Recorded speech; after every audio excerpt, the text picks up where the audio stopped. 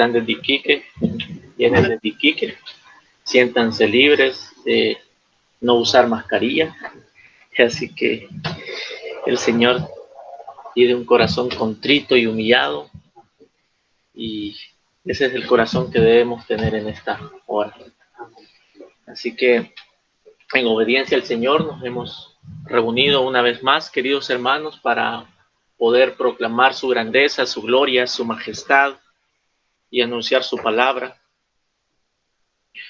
En un mundo hostil en el cual estábamos considerando en Primera de Pedro, un mundo que es contrario a la palabra de Dios, donde vemos cada vez más hombres impíos, sistemas corruptos que se levantan en todo que tiene que ver con el conocimiento de Dios. Necesitamos hombres y mujeres llenos del Espíritu Santo que sean guiados por la palabra de Dios. Propiamente en Occidente, donde los valores cristianos y el fundamento mismo de la familia, de la iglesia y de la libertad están siendo socavados desde abajo, nosotros los cristianos estamos llamados a resistir y estamos llamados a hacerlo en el nombre de nuestro Señor. Y si a causa de eso nos toca persecución, sabemos, como hemos estudiado en Primera de Pedro, que lo vamos a hacer a causa de la justicia y que no nos debiésemos avergonzar si somos ultrajados, perseguidos, vilipendiados por parte de un mundo hostil, de lo cual nosotros incluso debemos esperar que el mundo reaccione de esa forma, ya que nuestro Señor Jesucristo nos ha dicho en Juan capítulo 14, verso 1 al 3, que nosotros tendremos aflicción en el mundo, pero que confiemos que Él ha vencido el mundo. En otras palabras, el mundo no tiene ningún triunfo sobre nosotros, hermanos. El mundo no tiene ningún triunfo sobre nosotros, ya que nuestro Señor Jesucristo ha vencido y Él es el vencedor. De hecho, la palabra del Señor dice que salió venciendo y para vencer. En el libro de Apocalipsis, que es el libro de la victoria, que es el libro del triunfo, que es el libro de la esperanza. Ahí se nos detalla claramente que nuestro Señor Jesucristo ha vencido.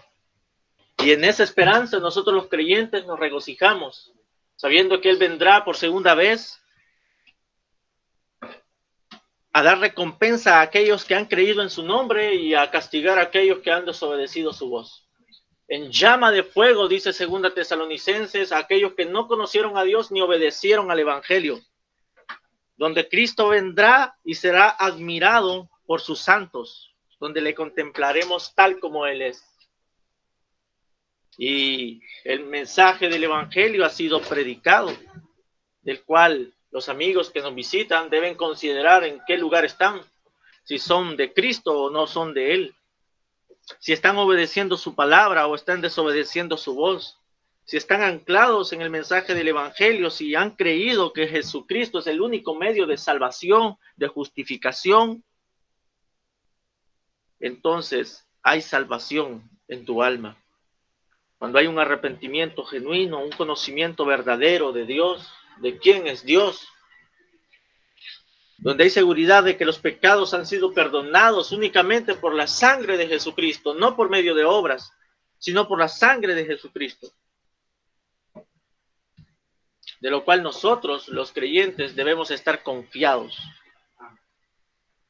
Acompáñeme, hermano querido, si es tan amable de acompañarme a Primera de Pedro, capítulo 5, verso 1.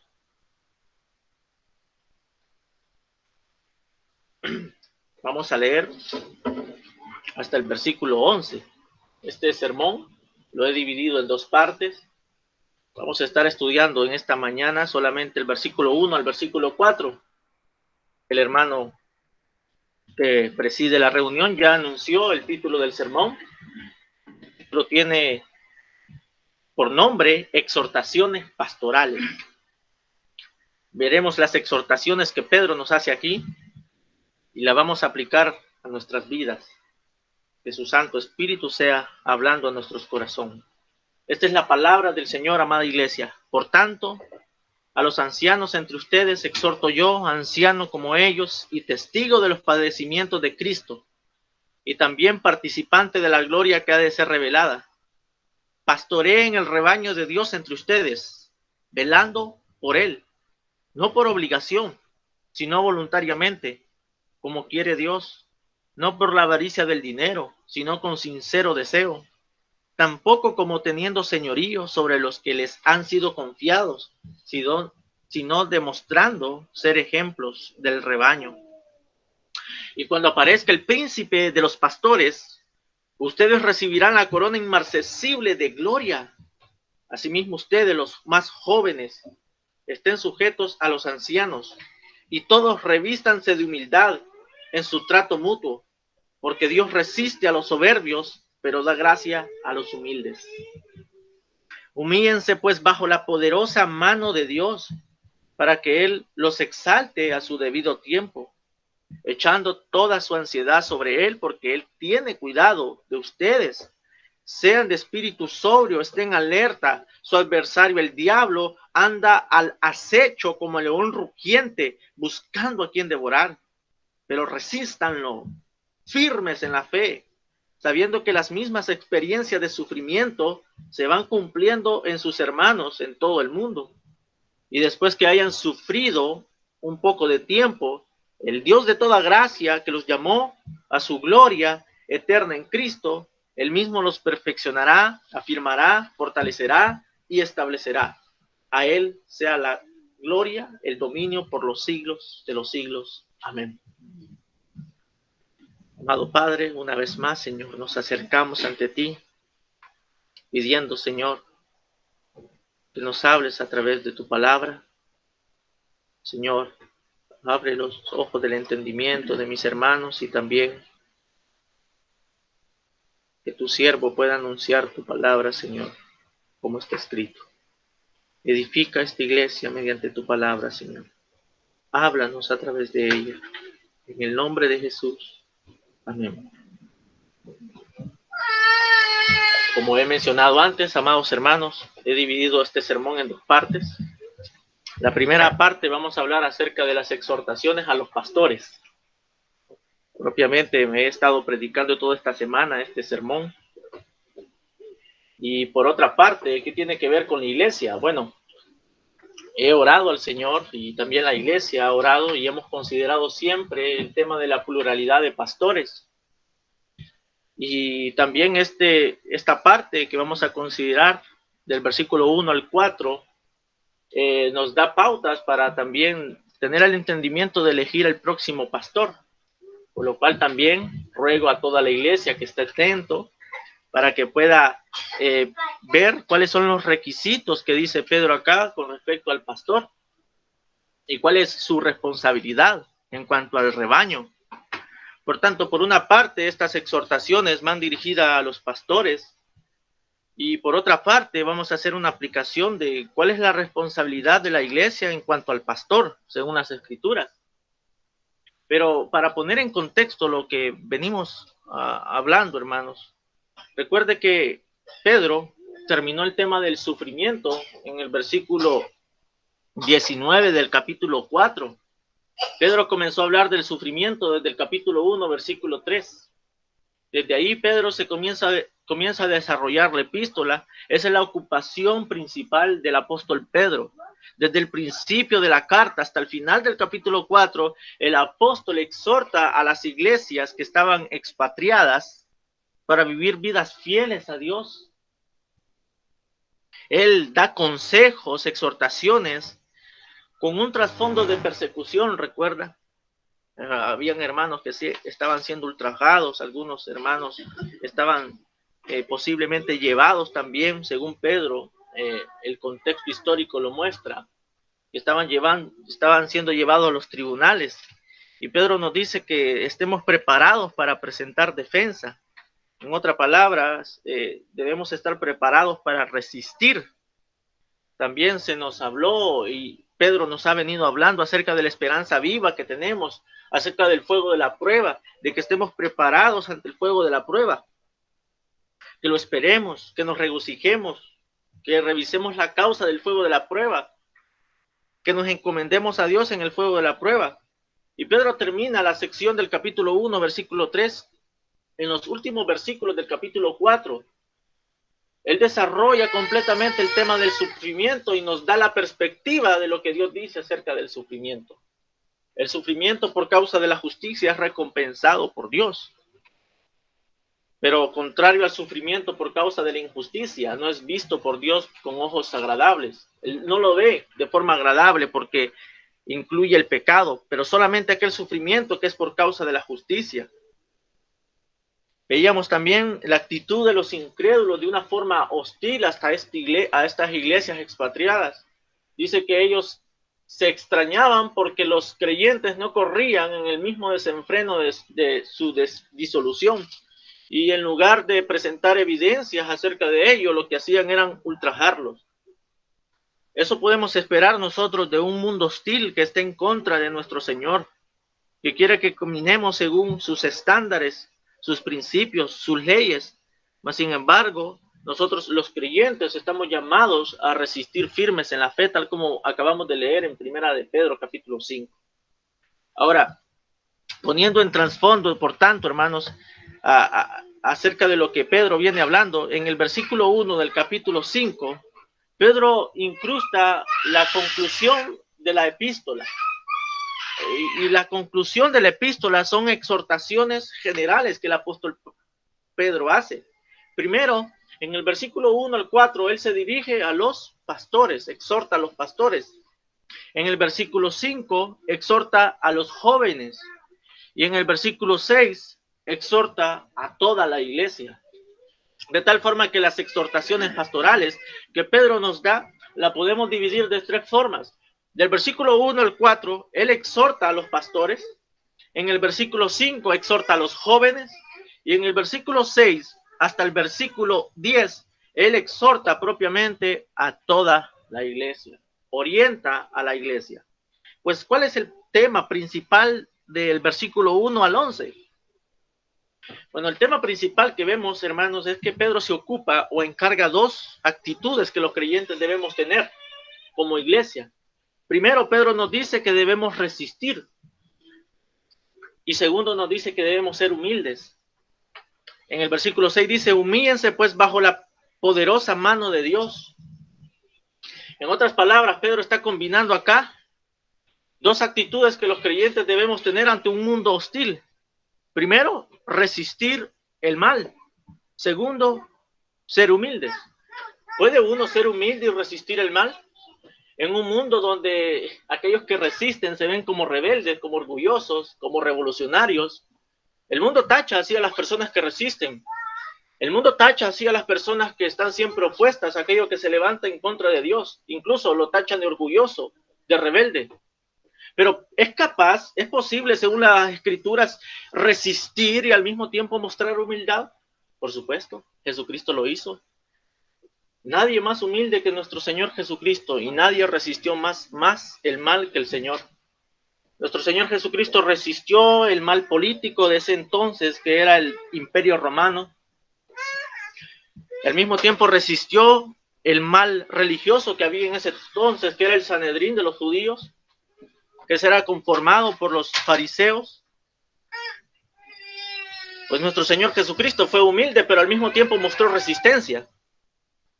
Entonces, la idea de ser humildes no significa no hacer nada. La idea, según la Biblia, de ser humildes es más bien humillarse bajo la poderosa mano de Dios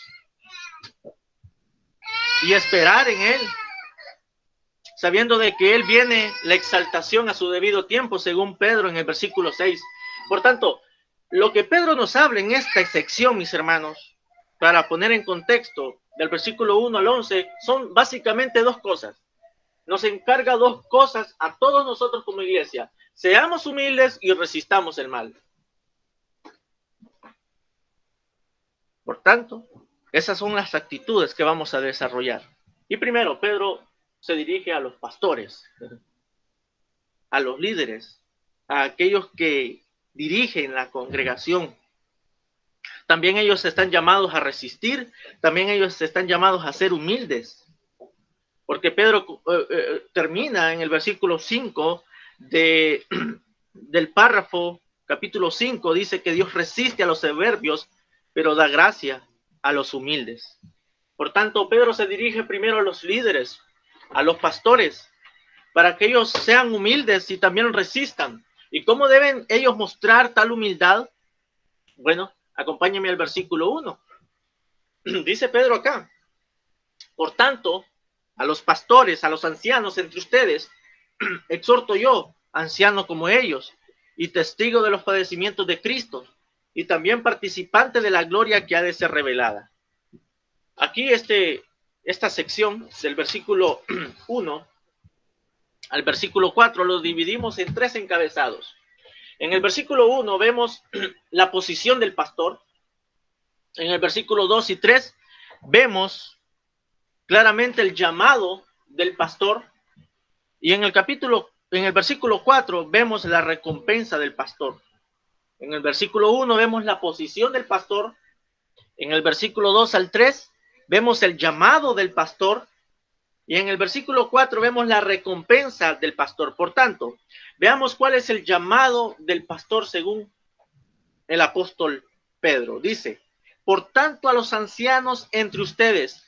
Noten esa expresión allí, hermanos. Lo que dice Pedro en el versículo 1. Los pastores entre ustedes. No dice sobre ustedes, sino que dice entre ustedes.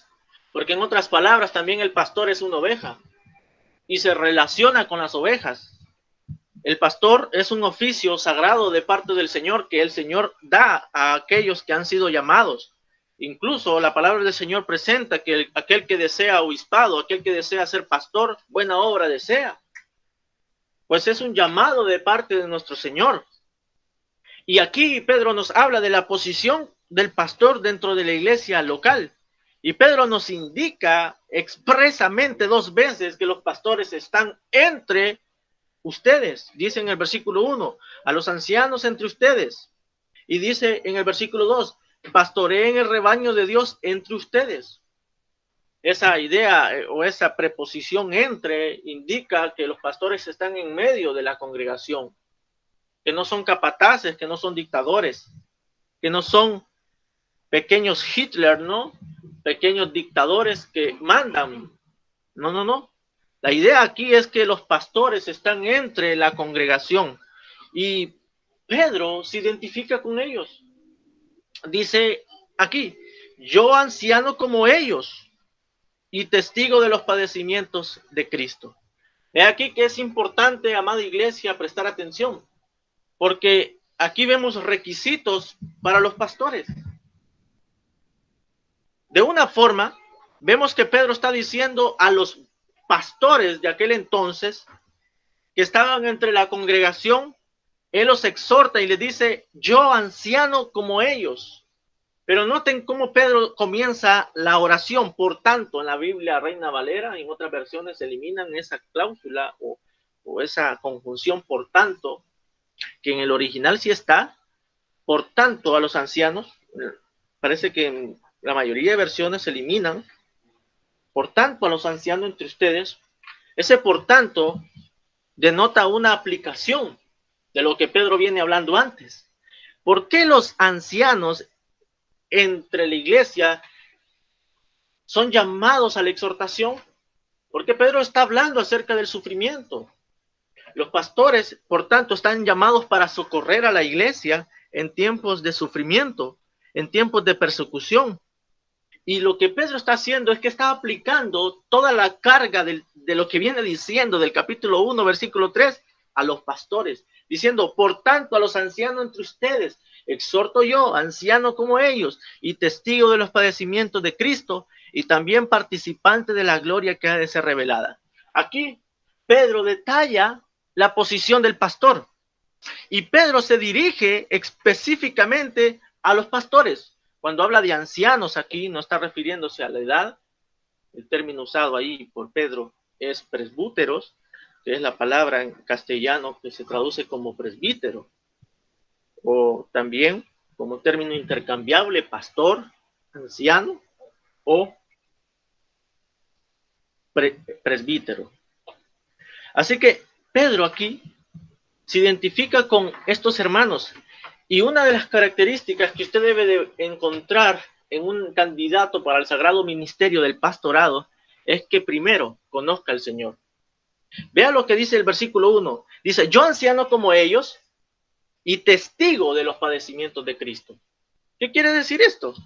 Que Pedro se está identificando con los ancianos y con ello está identificándose en los padecimientos y participante de la gloria de Cristo que está a punto de ser revelada. Uno de los principales, hermanos, una de las principales características, una de las principales evidencias que usted debe de buscar en otro candidato al ministerio es que sea convertido. Que no tenga solamente ideas acerca de Dios. Cualquiera puede tener ideas acerca de Dios. Cualquiera podría citar versículos bíblicos. Incluso Satanás lo hizo. Incluso vemos que Judas lo hizo. Mas, sin embargo, aquí Pedro está apuntando a la experiencia de los pastores. Dice, yo, anciano como ellos y testigo de los padecimientos de Cristo. Él se está presentando también como pastor, pero al mismo tiempo se está presentando como testigo de los padecimientos de Cristo y participante de la gloria que ha de ser revelada. Entonces, uno de los requisitos primordiales para encontrar un pastor o para saber si el Señor ha llamado a tal persona es que sea una persona convertida. Hermanos, parece no cierto, pero muchas congregaciones tienen pastores incrédulos. Leí hace poco a un pastor que escribió un libro de pastor a pastor. Es un pastor presbiteriano de Brasil que se llama Hernández Díaz López. Él dice que después de una conferencia acerca de la justificación por la fe, se le acercó un pastor de una iglesia muy conocida en Brasil y se echó a su hombro llorando y le dijo, hoy he conocido a Cristo. Llevaba aproximadamente 15 años en el ministerio pastoral y no era un convertido. Hasta que el Señor le llamó y pudo dar evidencia de que el Señor ciertamente le había salvado. Amados hermanos, no hay algo más terrible para una iglesia que sus pastores o sus líderes sean inconversos. Que sus guías sean ciegos. La palabra del Señor dice, nuestro mismo Señor Jesucristo dice, un ciego no puede guiar a otro ciego, sino caerán ambos en el mismo hoyo. Pues las marcas del pastorado o las marcas del pastor, según el versículo 1, es que sea testigo de los padecimientos de Cristo. Es decir, amado hermano, esto es de forma experiencial. No solamente tener ideas acerca de Dios. Hoy en día tenemos una crisis bastante fuerte en Latinoamérica, incluso en todo el occidente. ¿Por qué? Porque se ha entendido que el pastor se hace en un seminario. No, mi hermano. El seminario no es para ser pastor. Un cartón no edifica nada en el reino de Dios. El tema del pastorado, el tema del liderazgo es un llamado de parte de Dios, directamente de Dios. Ciertamente el seminario puede capacitar a alguien para que pueda servir, pero un seminario no autoriza para que alguien sea pastor. Por tanto, en el occidente, aquí en América propiamente, hay muchos seminarios donde salen muchos pastores graduados y son certificados por la academia como pastores, pero cuando llegan a la iglesia no los escoge, sino que son impuestos por otras organizaciones. Y al final no hacen una edificación a la iglesia, sino un daño terrible. Un daño terrible.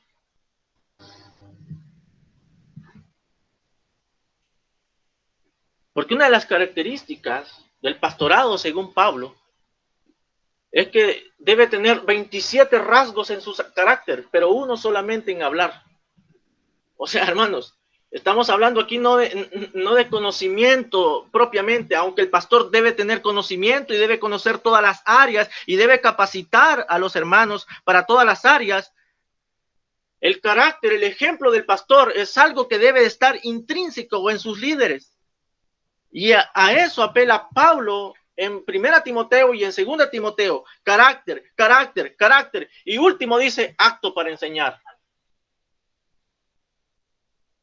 Lamentablemente hoy en día se ha entendido que un título es un llamado para el ministerio pastoral. Y ahí es donde tenemos, hermanos amados, iglesias que no están siendo edificadas según el conocimiento de Dios, según la palabra del Señor, porque los líderes no conocen a Dios.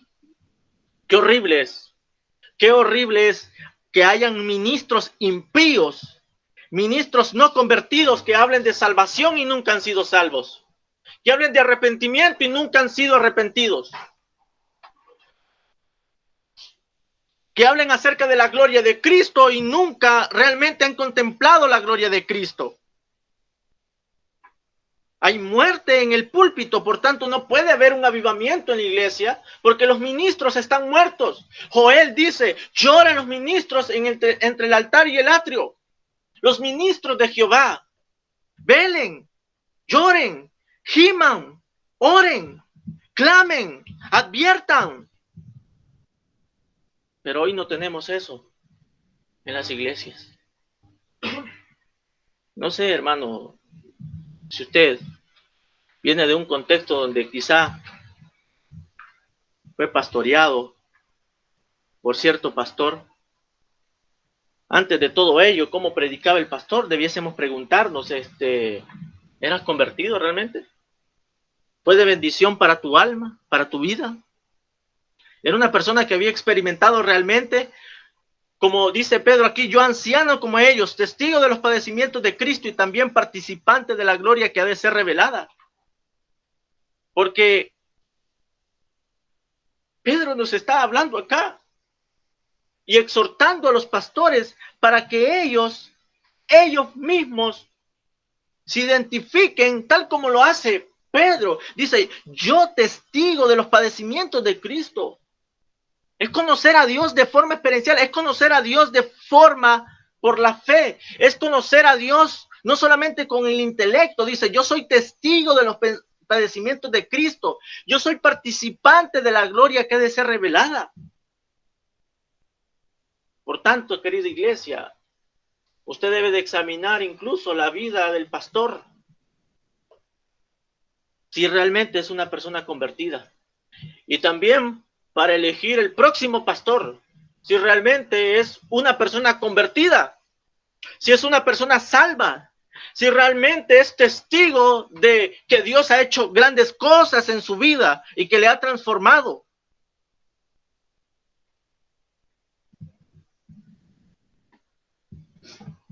Pues lamentablemente hoy tenemos muerte en el púlpito porque los pastores mismos están muertos en delitos y pecados. Terrible, dice Thomas Watson, aquel puritano, irse de las bancas al infierno, pero más terrible aún, irse del infierno, irse del púlpito al infierno, dice. Más terrible aún. Yo continuamente me examino, querido hermano. Créame, me examino continuamente si soy verdaderamente un cristiano que ha dejado todo por causa del Señor. Porque yo podría estarte hablando aquí acerca de las verdades fundamentales del Evangelio y aún no conocer a Cristo. Aún no estar convertido. Podría darte definiciones acerca de Dios. Hablarte del Dios Santo y aún así no temer al Dios Santo. Hablarte acerca de la justificación y aún no estar siendo justificado. De la santificación y no estar siendo santificado.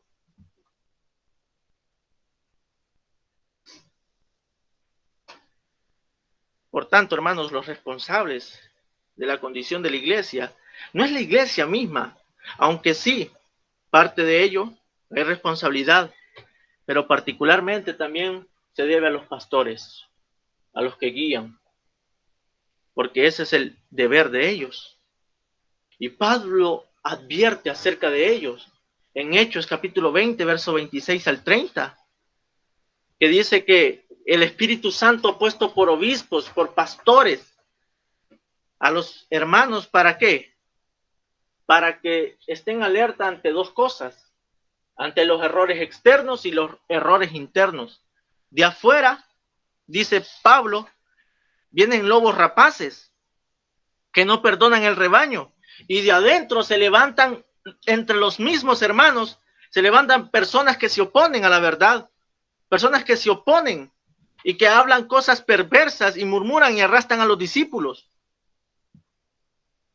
Por tanto, el pastor, en este sentido, es un llamado de parte del Señor, y particularmente, mis amados hermanos, está llamado para velar en dos direcciones, tanto aquello que es externo como aquello que es interno. En segundo lugar, Pedro nos dice en el versículo 2 al versículo 3, ¿cuál es el llamado del pastor? Bueno, el llamado del pastor, según el versículo 2, es apacentar el rebaño de Dios. Note ahí, dice, apacienten el rebaño de Dios, y vuelve a decir, entre ustedes. Literalmente significa guiar, supervisar, ayudar. El pastor literalmente es alguien que va delante del rebaño. En el Antiguo Testamento, la idea del pastor es que es aquel que guía el rebaño. Salmo 68:7. Lo conduce donde hay alimento y agua. Salmo 23:2. Lo protege. Salmo 23:4. Y carga sus crías. Isaías 40:11. El llamado del pastor, por tanto, es apacentar. ¿Apacentar por qué? ¿Porque ama primero las almas? No. Porque ama primero al Señor. Si usted va a Juan, la pregunta del Señor, ¿cuál es? Cuando restaura a Pedro. Pedro, ¿me amas? No dice, Pedro, ¿amas a mis ovejas? No. Dice, Pedro, ¿me amas? Y en consecuencia de amarlo, debe de apacentar a las ovejas. Por tanto, el amor del pastor o el amor de los líderes no debe de ser primero a las personas, sino que debe ser primero al Señor. Porque las personas te van a fallar, las personas te van a herir, las personas van a estar en contra de ti, las personas pueden estar o ser un estorbo en tu ministerio, pero si nuestro amor radica en las personas, vamos a servir incorrectamente, porque vamos a servir según recompensa y castigo. En este sentido, vamos a servir según las personas se porten hacia nosotros. En esa dirección está mal para el liderazgo amar primero a las personas y no amar al Señor. Pero cuando tú amas al Señor, aunque te muerdan, aunque te golpeen, tú sigues siendo fiel al Señor, porque tu amor no radica en las personas, tu amor radica primero en el Señor. Y es ahí donde el Señor le dice a Pedro, ¿me amas? Apacienta. ¿No es al revés? A veces hablamos acerca del amor a las almas, del amor a las personas, pero antes de amar a las almas debemos amar primero al Señor, porque la única manera de soportar a aquellas personas que son diferentes a nosotros es por cuando amamos al Señor. Y recordemos lo que dice Pedro, primera de Pedro capítulo 4, el amor pasa por alto la ofensa. En este sentido, cuando amamos al Señor, nos es fácil perdonar a otros que nos han herido. Nos es fácil perdonar a otros que están siendo de tropiezo para nosotros o para nuestro ministerio. Esto de una forma general para todos los líderes de esta iglesia, para aquellos que predican, para aquellos que dirigen, para los diáconos. Nuestro amor, queridos hermanos, debe estar primero en el Señor. En el Señor. Recuérdalo una y otra vez. Si tu amor está dirigido primero a las personas, tu amor va a subir, a bajar, a subir, a bajar. Y según la circunstancia vas a amar. Pero tu amor debe ser primero el Señor. El Señor. Y el Señor se encargará de los resultados, hermano. Según Pedro, este es el llamado del pastor. Ese es el llamado para el anciano. La responsabilidad de pastorear el rebaño, de dirigir, de guiar, de supervisar, de ayudar. Ese es el énfasis de Pedro acá. Es un privilegio, ciertamente, guiar. Es un privilegio dirigir, supervisar, ayudar. Pero al mismo tiempo también es una gran responsabilidad. porque el pastor debe estar seguro de la guía que está dando. Debe usar su cayado de forma eficaz, no para castigar o golpear o quebrar las patas de las ovejas, sino para enmendar las heridas y a aplicar el ungüento. Aunque hay formas de disciplinar y el pastor debe saber cómo disciplinar a cada oveja y tratar con cada oveja, el llamamiento del pastor es pastorear así como Cristo pastorea. Es un llamado muy alto, ciertamente, amados hermanos, pero es una responsabilidad que sin la gracia y que sin el llamado y que sin el Espíritu de Dios es incapaz. Es incapaz. Muchas veces cuando en mi ministerio hay aflicción, lo único que me viene a la mente es cómo el Señor en su gracia a mí también me soporta y cómo en su gracia me tiene paciencia. Que incluso muchas veces en mi ministerio he llegado a desesperarme, pero el Señor en su gracia me hace ver quién es el pastor, el buen pastor, que cuida tan amorosa, tan tiernamente a sus ovejas. Por tanto, eso para mí es una enseñanza práctica de seguir perseverando, guiando, dirigiendo, supervisando. Pues tu amor, querido hermano, hermano que sirve también como líder, su amor debe estar primero en el Señor. Recuérdelo siempre. ¿Me amas? Tú sabes, Señor, que te amo. Apacienta mis ovejas. Por tanto, el pastor está llamado a apacentar y como apacentador está llamado a dirigir, a guiar según la palabra de Dios, a supervisar, a ayudar y suministrar alimento a la iglesia. En segundo lugar, el pastor debe tener otra responsabilidad según Pedro acá. Primero, pastorear y segundo, velar, que tiene que ver con cuidar. Dice, velando por él, no por obligación. Literalmente significa observar, vigilar, inspeccionar. El rebaño de Dios necesita cuidado. Hay diferentes tipos de ovejas. Hay ovejas que siempre se descarrían, se desvían. Hay que volverlas a hacer, que anden por el mismo camino, juntamente con otras ovejas. Hay que corregirlas, hay que reprenderlas, hay que exhortarlas. El pastor debe saber cuándo y qué momento debe hacerlo. Por tanto, el pastor debe ser cuidadoso del rebaño. Su deber es observar, vigilar, para que la iglesia, para que los hermanos estén creciendo en la gracia del Señor. Una de las satisfacciones más grandes que me da, amados hermanos, ciertamente, es el tema de cosmovisión. Siempre que he leído testimonios de personas que hablan o que han estudiado cosmovisión, dicen que han tenido como una segunda conversión. No es que hayan nacido de nuevo, sino que la mente comienza a ser renovada según la palabra del Señor y como que dice, wow, y esto estaba aquí y ahora lo veo. Porque está la mente siendo renovada.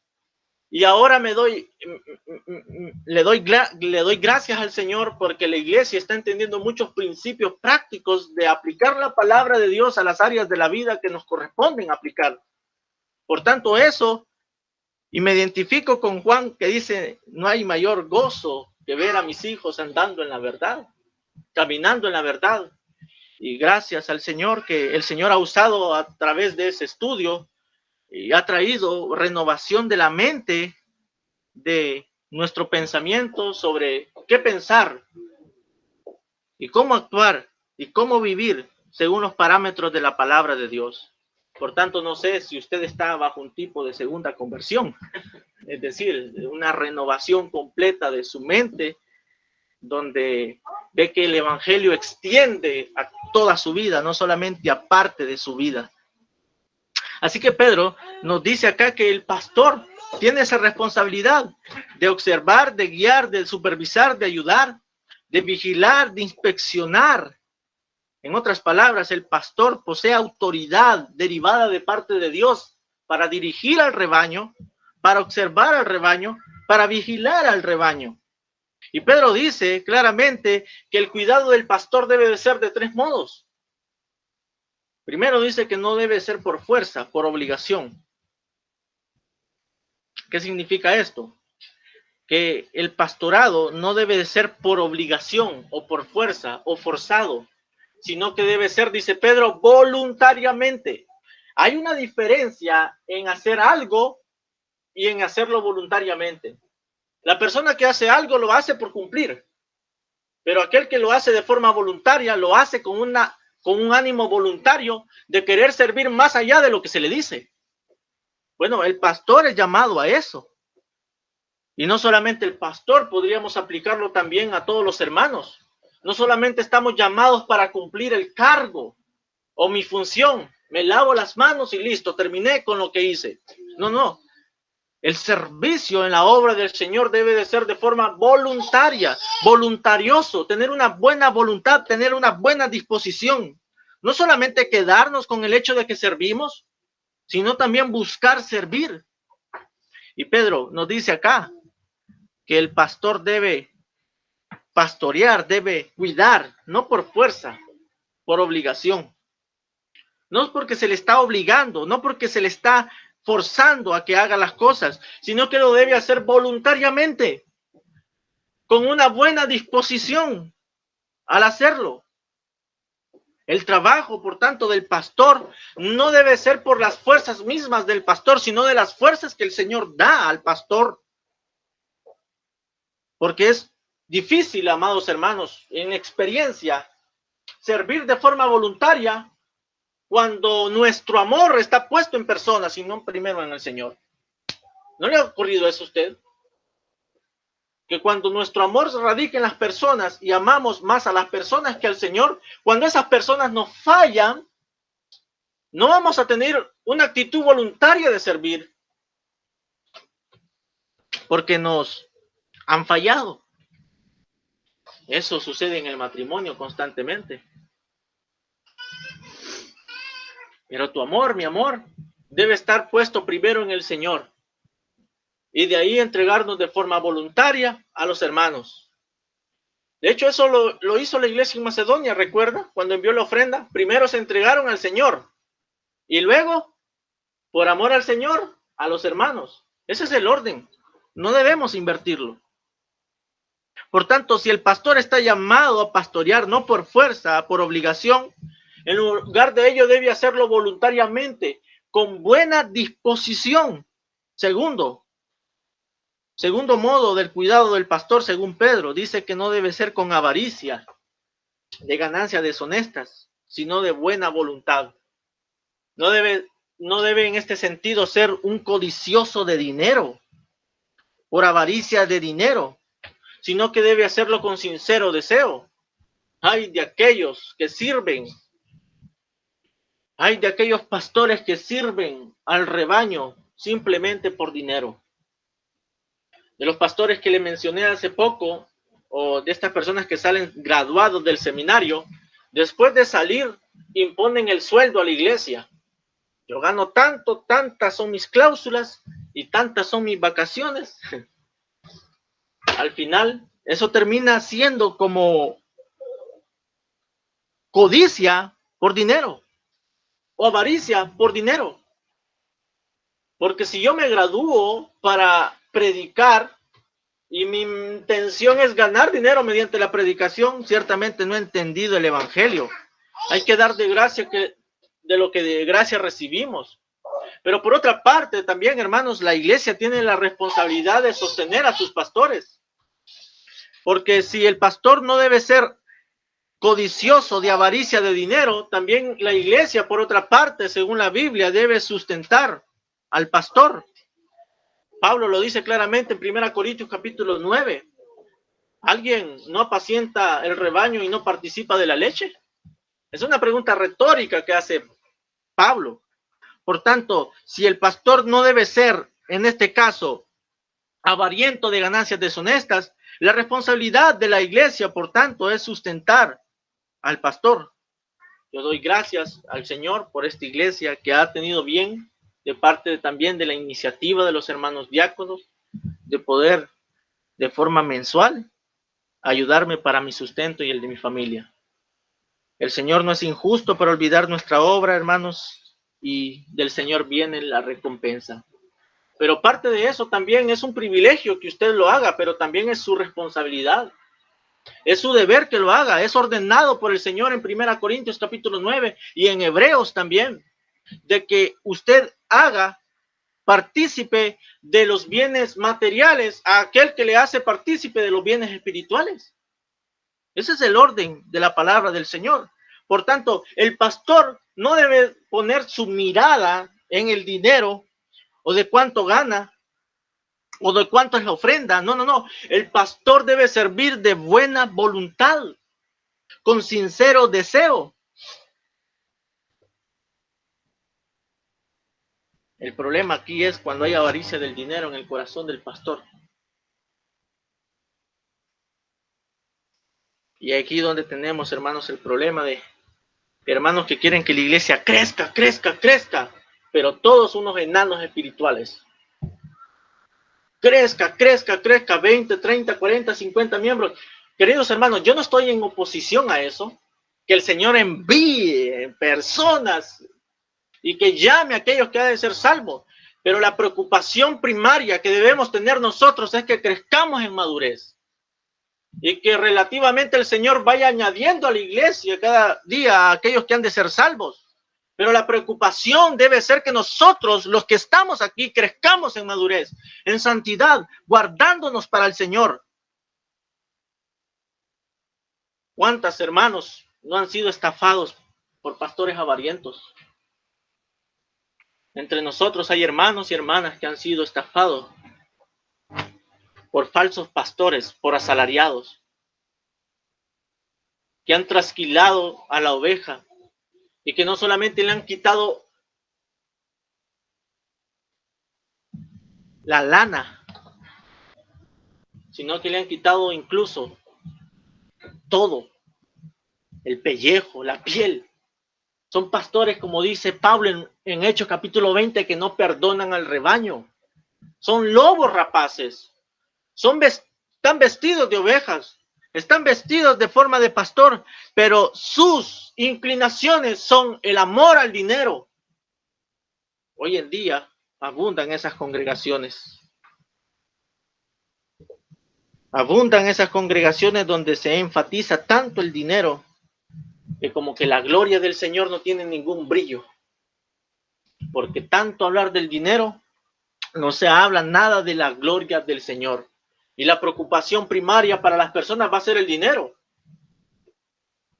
Es fácil para nosotros los creyentes ahora identificar a aquellos pastores que son falsos. Basta escuchar los 5 minutos. Identificamos cuántas veces menciona el término dinero en su vocabulario. Una y otra vez, una y otra vez. ¿Sí? Porque son avarientos. Hay avaricia de dinero. No sirven con sincero deseo. Y si el dinero deja de ser, ¿qué harían? Dejan de ser pastores, porque sirven bajo un salario. Lamentablemente, las congregaciones están llenas de este tipo de personas o de este tipo de pastores que al principio, como mencioné, son incrédulos, no han nacido de nuevo. Ellos tienen otras inclinaciones, no las inclinaciones bíblicas, no los requisitos bíblicos. Por tanto, esta iglesia, antes de ver el currículum del pastor, si fue al seminario, si fue al instituto, debe ver su carácter reflejado en las escrituras. Debe registrar, ver si realmente cumple los requisitos. Si no es un avariento.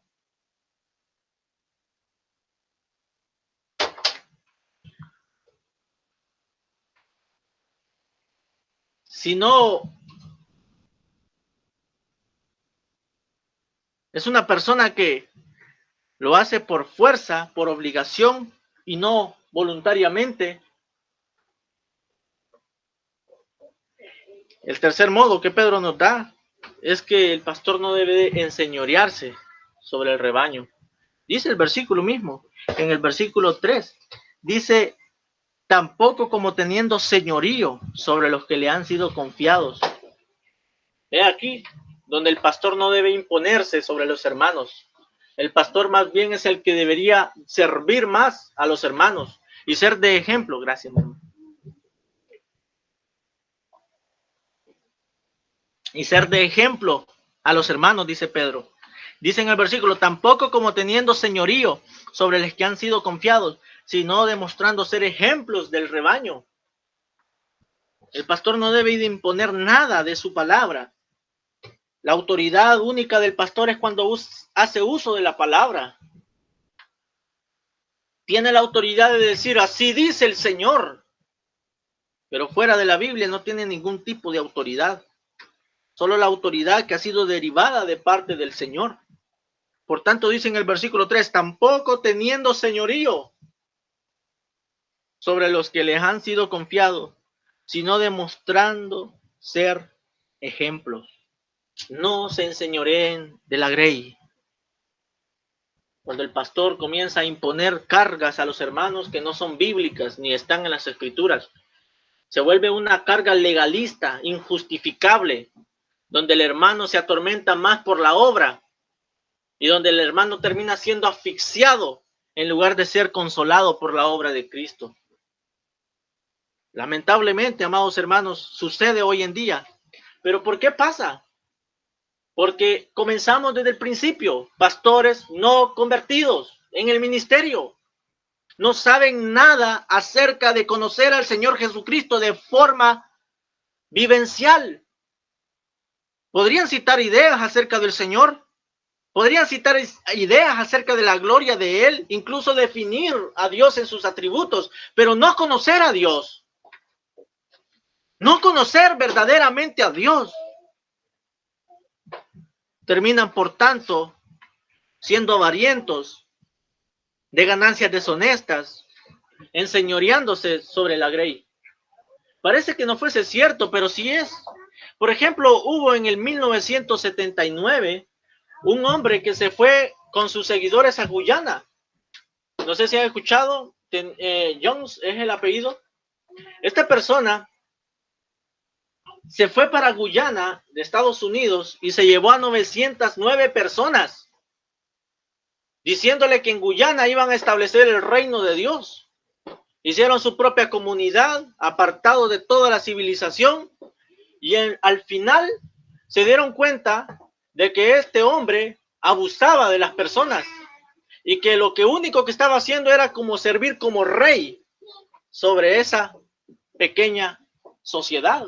Eran 909 personas que salieron de Estados Unidos siguiendo a este supuesto pastor. Y llegó un periodista a entrevistar al pastor y muchas personas se quejaron del trato que estaban recibiendo en Guyana. Se supone que era el reino de Dios, que el milenio ya había comenzado, que la gloria de Dios ya había descendido a través del pastor. Y al final, muchas personas salieron juntamente con el periodista dando testimonios que eran abusados continuamente, sistemáticamente, y huyeron. ¿Qué pasó? El pastor los siguió y juntamente en la camioneta hubo una balacera donde el periodista quería huir y el pastor clamaba con una gran voz, ustedes son míos.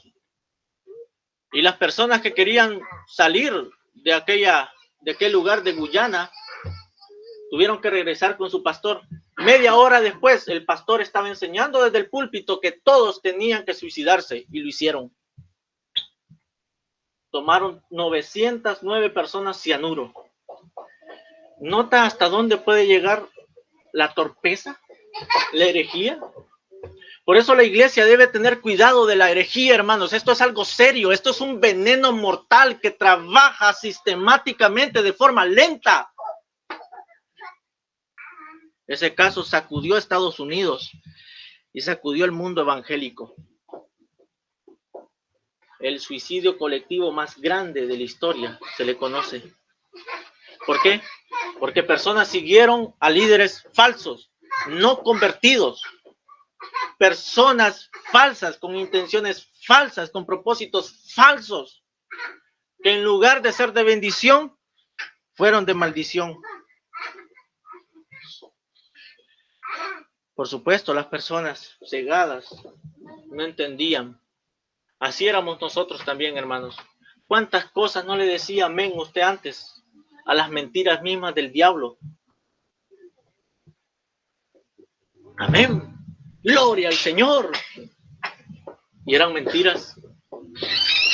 Pues ahora, amados hermanos, que estamos en la gracia del Señor, en el verdadero evangelio, debemos procurar mantenernos en la verdadera verdad. Pedro les dice a los hermanos, esta es la gracia, dice. Él mismo les dice en el versículo 12 del capítulo 5, esta es la verdadera gracia de Dios en la cual están firmes. Y si nosotros hemos conocido verdaderamente el evangelio, permanezcamos en el evangelio, en la verdad inmutable de nuestro Señor. No nos desviemos a derecha ni a izquierda.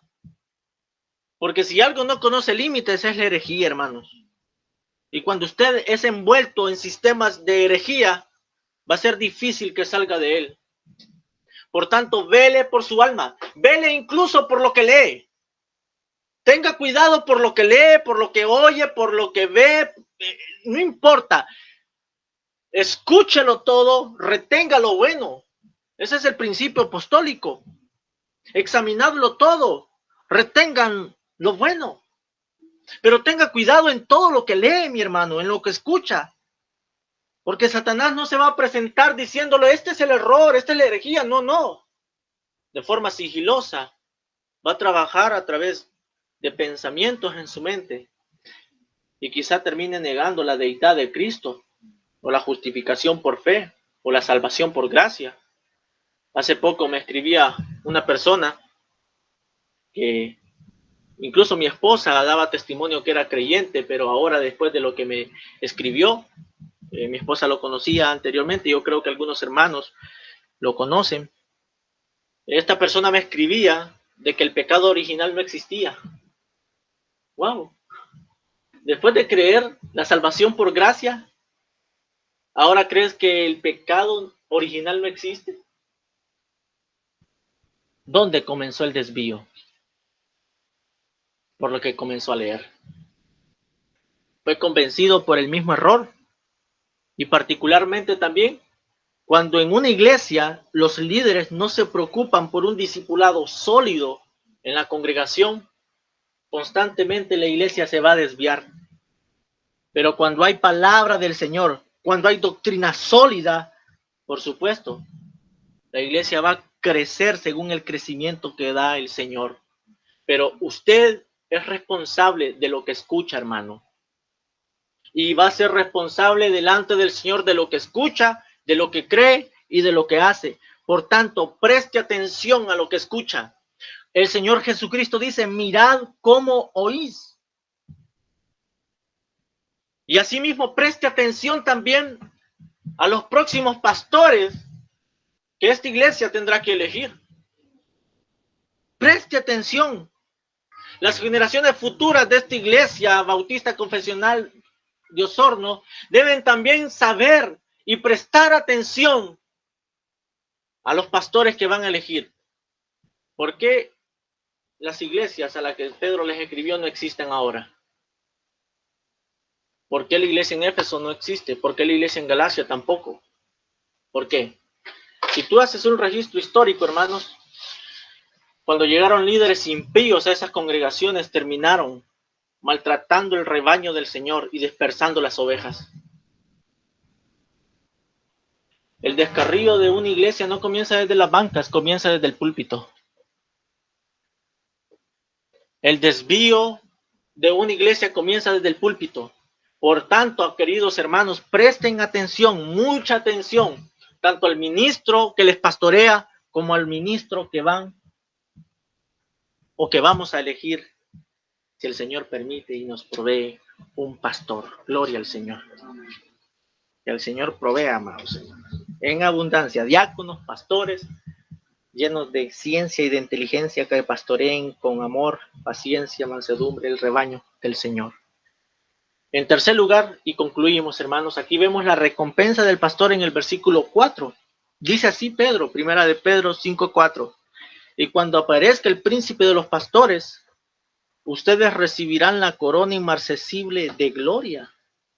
Esto es un consuelo para mí. Dice que cuando aparezca el príncipe de los pastores, quizá usted ha escuchado el término príncipe de predicadores Spurgeon, pero ese título está mal. Él no es el príncipe. Aquí dice que es el Señor. Dice, aparezca el príncipe de los pastores. Nadie compite con nuestro Señor. Así que si teníamos la costumbre de decir al príncipe de los predicadores, tengamos cuidado, hermanos. Ese título le pertenece solo al Señor. Podemos idolatrar a los hombres de Dios, por supuesto. Nuestro corazón siempre está inclinado a formar ídolos. Por tanto, debemos ver que nosotros, que nuestra lealtad solamente es a nuestro Señor Jesucristo, y ese título solamente a Él le pertenece. Y dice, y cuando aparezca el príncipe de los pastores, se está refiriendo a Cristo. Ustedes recibirán la corona inmarcesible. Una de las motivaciones más grandes en el ministerio, hermanos, es saber que el Señor vendrá por segunda vez y me llamará a dar cuentas de la grey de Dios. Hebreos dice, obedeced a vuestros pastores. Dice Hebreos, sujetaos a ellos como quienes han de dar cuenta. Daré cuenta por las ovejas que el Señor me ha encargado en mis manos. Hermanos, y saben, este texto me llena de esperanza, pero otra parte también me pone a temblar, porque ya daré cuenta delante del Señor del cuidado que le di a su rebaño. Si usted notó claramente y leyó claramente en el versículo 2, dice, pastoreen el rebaño de Dios.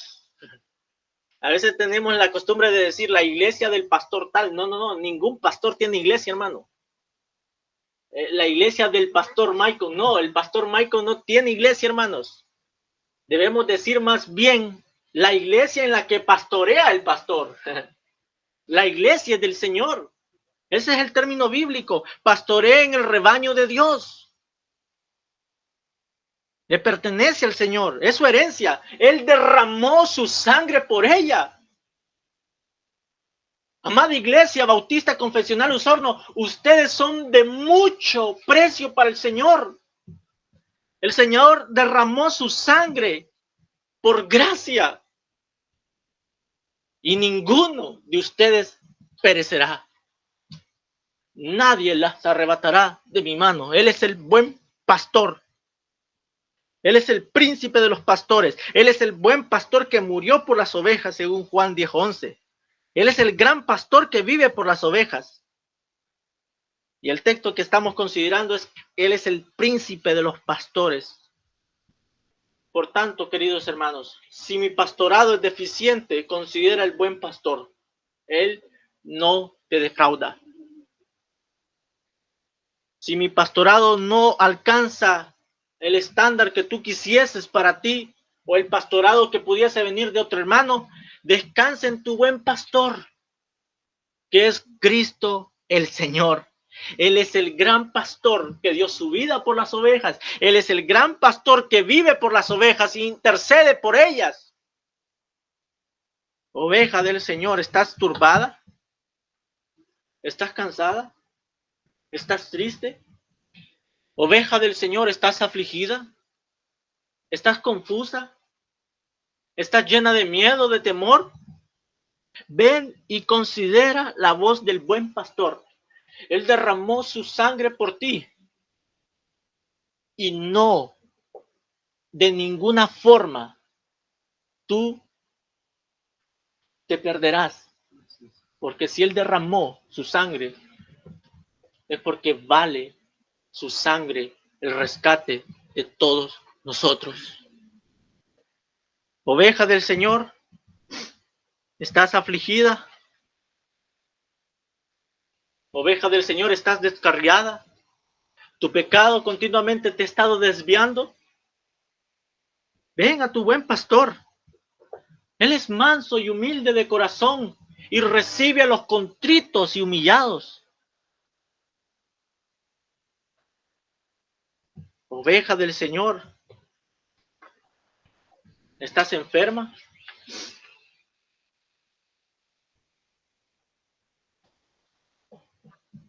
¿Estás desviándote continuamente de los caminos del Señor? Ven a tu buen pastor. Pero el asunto es que la oveja es uno de los animales que cuando se pierde, el pastor tiene que irlo a buscar. Y si tú, hermano amado, como oveja del Señor, te has afligido, te has angustiado o estás en cualquier situación en este momento, es el Señor que te busca. Porque ni para eso nosotros tenemos fuerza. Porque somos ovejas miopes, que necesitamos constantemente la supervisión del pastor, del buen pastor, para que nos lleve a corrientes de aguas y a pastos verdes. ¿Estás cansado y afligido, hermano? Considera a Cristo, que Él dice, venid a mí todos. ¿Estás agotado, hermano? Toma tus fuerzas del Señor. Oveja del Señor, ¿estás desanimada? Considera al príncipe de los pastores que vendrá, pedirá cuenta de ti, porque le interesas, porque le perteneces, porque eres de Él. Por tanto, gracias a Cristo, porque Él es el buen pastor. El modelo de pastor, mi hermano, no son los puritanos, no son los reformados, es Cristo el Señor. Oremos. Padre, gracias te damos, Señor, porque tú eres el buen pastor. Señor, yo soy incapaz, Señor, de seguir tu ejemplo en amor, en entrega por tu iglesia. Pero yo oro, Señor, para que me puedas, Señor, dar más amor por ti, para que ame más a mis hermanos. Señor, soy insuficiente, incompetente, Señor. Pero tú, Señor, tu poder se perfecciona en la debilidad. Amado Señor, yo oro por esta iglesia para que continuamente vean al pastor que eres tú, Señor, que nos guía, que nos transforma, que nos lleva a la fuente de agua. Amado Señor, pastorea el corazón de mis hermanos en esta hora. Aquellos hermanos que están cansados, pastoréalos, Señor. Aquellos hermanos que están afligidos espiritualmente, pastoréalos, Señor. Aquellos hermanos, aquellas ovejas que están desviándose continuamente, búscala, Señor, y restáurala. Amado Señor, tú eres el bendito pastor que dio su vida por las ovejas. Y has dado una promesa que ninguna de ellas la podrá arrebatar el maligno. Porque tú eres más grande, Señor, que cualquier mal externo que pudiese venir. Tú eres más grande, Señor, que todas las amenazas que los hombres pudiesen hacernos, porque estamos seguros en tu mano. Y nadie, absolutamente nadie nos arrebatará de tu mano, Señor. Oh, Señor, pastorea el corazón de mis hermanos. Guíalos conforme a tu palabra. Exhórtalos mediante ella para alabanza de la gloria de tu gracia. Que te consideremos a ti como el buen y único pastor, para que así, Señor, el buen pastor, que es Cristo Jesús, nos pastoree. Por tanto, Señor, ruego también por tu siervo, para que también de la autoridad derivada que tú le has dado, pueda pastorear tu grey, Señor, con la palabra del Señor, con tu palabra, Señor. Permite que esta iglesia, Señor, sea dócil a la voz de tu palabra, Señor, y que así podamos crecer juntamente en santidad para gloria y alabanza tuya. Gracias por la exhortación, Señor, para mi vida personal. Gracias por la exhortación también a la iglesia. Que todos podamos crecer en el crecimiento que tú das. En el nombre de Jesús. Amén. Amén.